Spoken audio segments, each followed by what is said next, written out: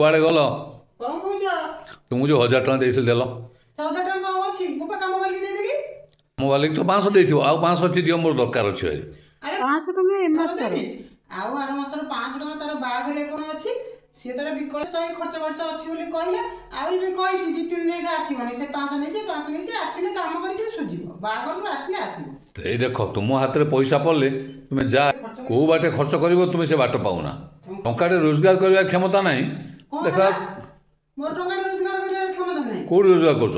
ମୁଁ ଏ ଯୋଉ ଘର କାମ କରୁଛି, ତୁମେ ବା ଝାଡୁ ପୋଛା ପାଇଁ ମାତ୍ର ତାକୁ 500 ଟଙ୍କା ମାସ ପାଇଲେ କଣ ଦେଉଛ? ମୁଁ ଯୋଉ ସକାଳୁ ରାତି ପର୍ଯ୍ୟନ୍ତ ତୁମ ପାଇଁ କାମ କରୁଛି, ଘର ଦ୍ୱାର କାମ କରୁଛି।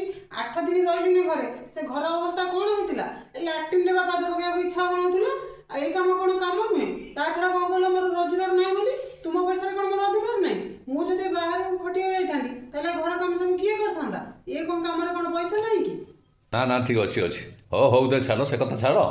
ହଉ, ଏ କଥାଟା ମତେ ଜମା ଭଲ ଲାଗିଲାନି। ନା ମୋର ଦରକାର ଅଛି ବୋଲି ସେଥିପାଇଁ କହିଲି ନା। ଚା ଟିକେ ବସିବ, ଚାଲ ତ ମୁଁ ଯାଉଛି ପଦା, କେଉଁଠି ହେଲେ ବ୍ୟବସ୍ଥା କରିବି ଆଉ। ଆଉ ସାଙ୍ଗମାନେ, ଆଜିର এই ଭିଡ଼ିଓଟିକୁ ଆପଣମାନେ ଦେଖନ୍ତୁ। ଆପଣମାନଙ୍କର ମତାମତ ବି ଦିଅନ୍ତୁ। ସ୍ୱାମୀଙ୍କର ପଇସାରେ ସ୍ତ୍ରୀର କେତେ ଅଧିକାର ଅଛି। ଚ୍ୟାନେଲ ନୂଆ ଥିଲେ ସବସ୍କ୍ରାଇବ୍ କରନ୍ତୁ। ଜୟ ଜଗନ୍ନାଥ।